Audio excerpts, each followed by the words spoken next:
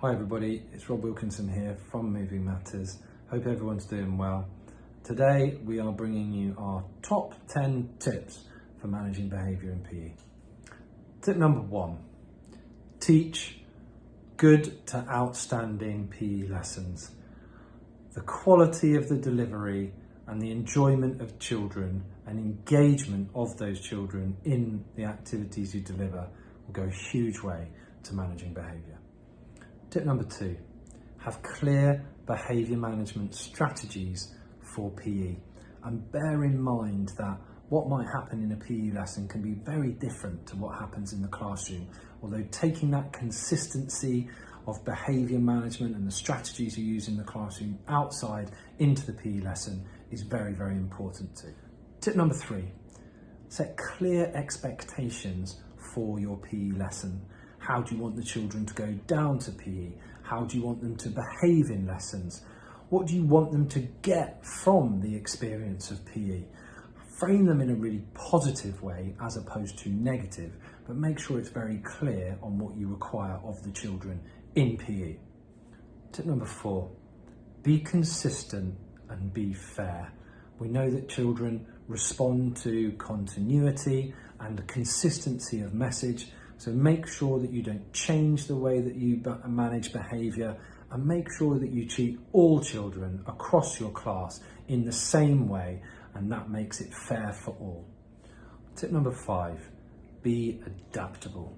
Sometimes things happen in PE lessons that you might not foresee, and so you have to be adaptable. I think in particular, having that awareness that you might come across much higher level of low-level disruption in PE lessons than you would do in the classroom, and just allowing that little bit more tolerance of that because of the environment and the nature of the lesson. Positive reinforcement can have a huge impact on the success of your behaviour management. So don't focus on the negatives with certain children, always focus on the positives. And you might allow a certain level of tolerance with certain children, but really focus on giving them positive messaging about the good things that they do in lessons, and really try and build that confidence and rapport with that child in PE, and hopefully that will support you in terms of managing them individually and as a class. Tip number 7, collaborate, collaborate, collaborate. You cannot underestimate the value of sharing your experiences with other colleagues. So if you're having a problem with a specific child or a group of children, or you're managing your whole class in PE, go and speak to somebody in your school who you trust and whose opinion you value, and get some support and advice. Tip number 8, teaching position and body language are absolutely vital. So making sure that when you're making points to children that you have them close into you. Obviously, if you are shouting across a wide playground, it's not going to be that easy for children to receive the information they need and for them to then do the appropriate activity. So when you are making teaching points or you're giving instructions at length, make sure children are close into you.